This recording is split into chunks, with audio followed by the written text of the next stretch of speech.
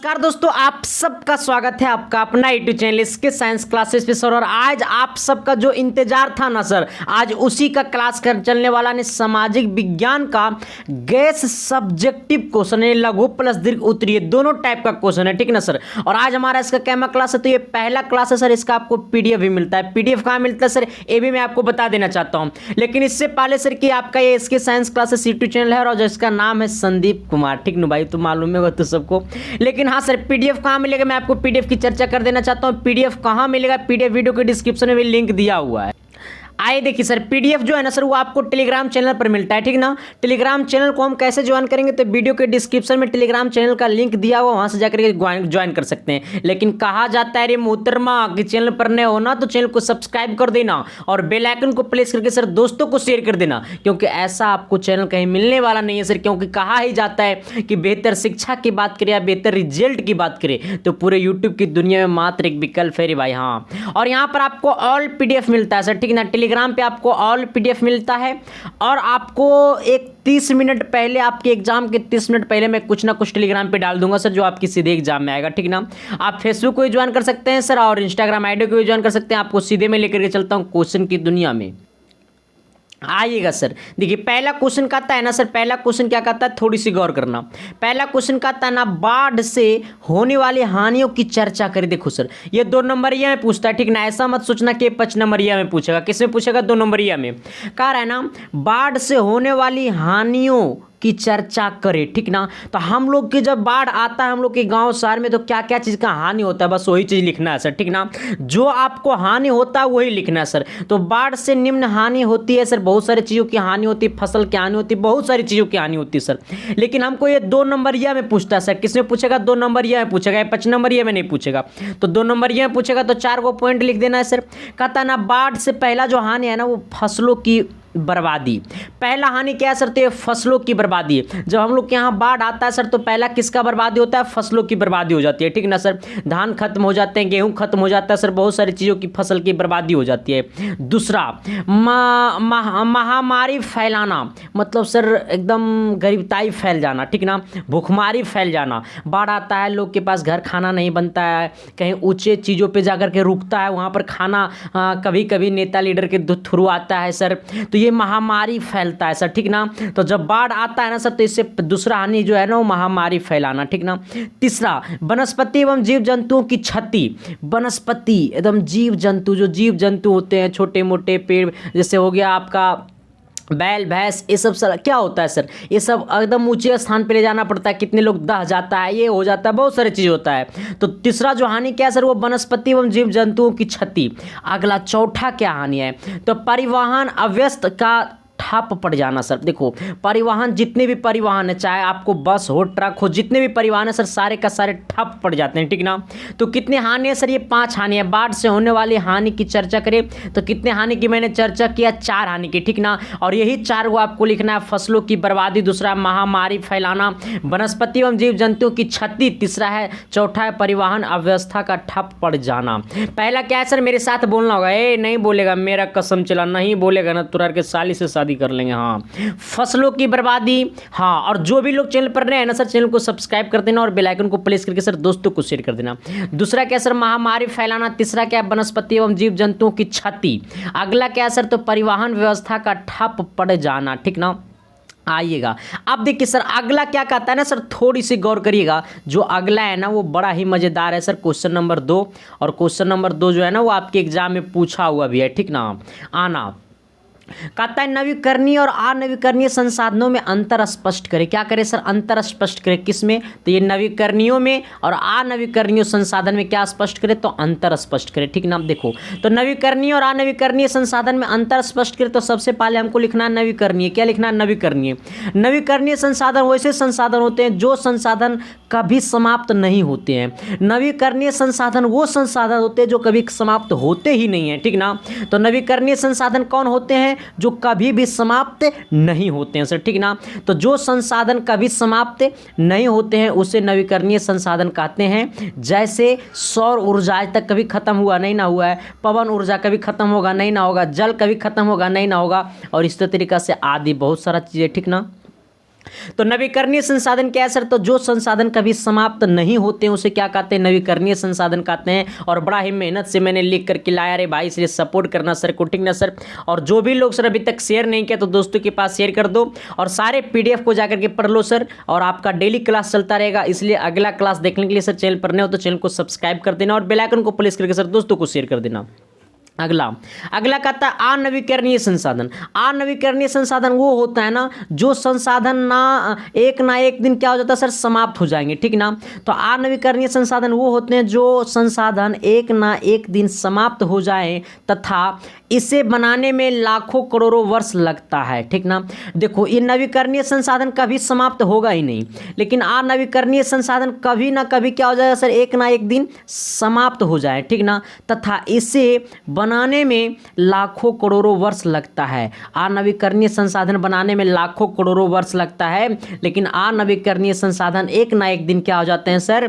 तो एक ना एक दिन समाप्त हो जाते हैं, ठीक ना। इसे बनाने में लाखों करोड़ों वर्ष लगता है, उसे अनवीकरणीय संसाधन कहते हैं। जैसे कोयला, पेट्रोल आदि, ये सब कोयला खत्म हो जाएगा तो लाखों करोड़ों वर्ष नहीं लगेगा बनने में। तो इसलिए कहा जाता है सर कि अनवीकरणीय संसाधन क्या है? तो अनवीकरणीय संसाधन वो संसाधन है जो एक ना एक दिन समाप्त हो जाए तथा इसे बनने में लाखों करोड़ों वर्ष लगता है, इसे क्या कहता है? अनवीकरणीय संसाधन कहा जाता है। जैसे कोयला, पेट्रोल, ठीक ना।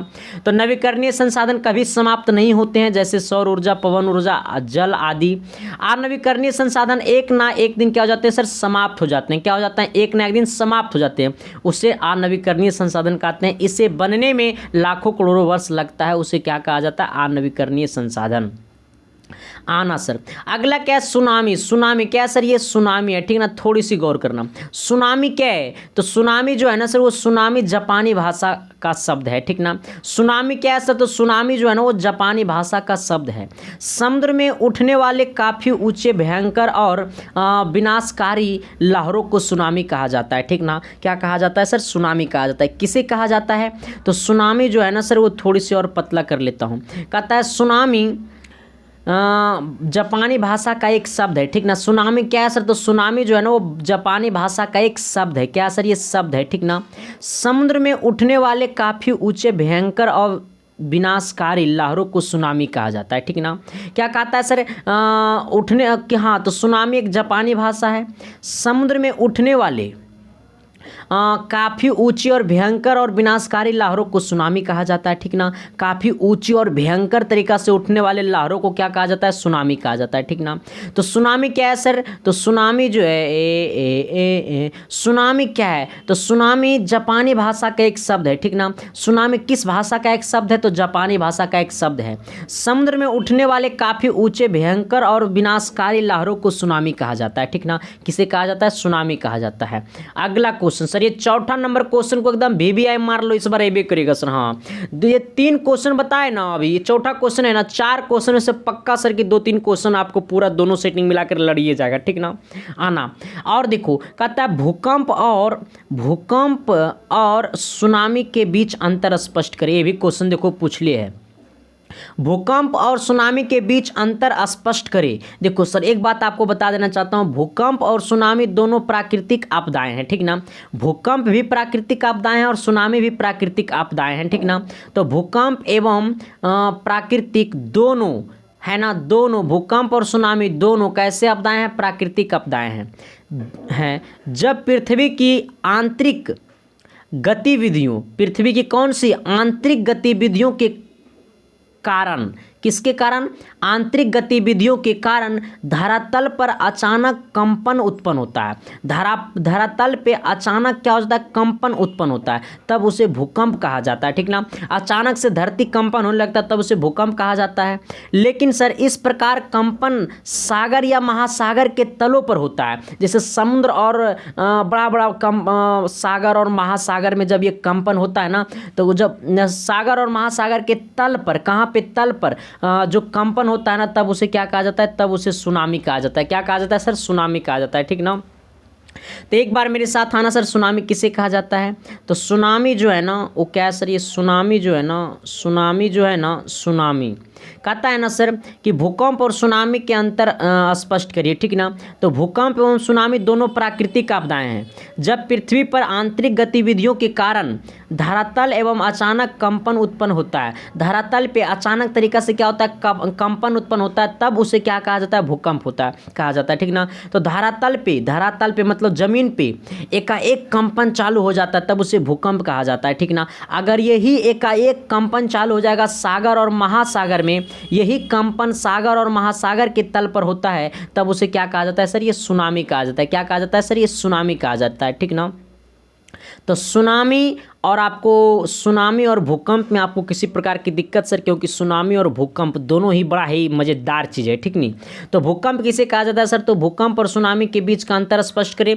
तो भूकंप और सुनामी दोनों प्राकृतिक आपदाएं हैं जब पृथ्वी की आंतरिक गतिविधि के कारण धरातल पर अचानक कंपन उत्पन्न होता है। धरातल पर अचानक तरीका से कंपन उत्पन्न होता है, तब उसे भूकंप कहा जाता है। जब इसी प्रकार का कंपन सागर और महासागर में होता है, तब उसे क्या कहा जाता है सर, तब उसे सुनामी कहा जाता है। क्या कहा जाता है सर, तब उसे सुनामी कहा जाता है, ठीक ना।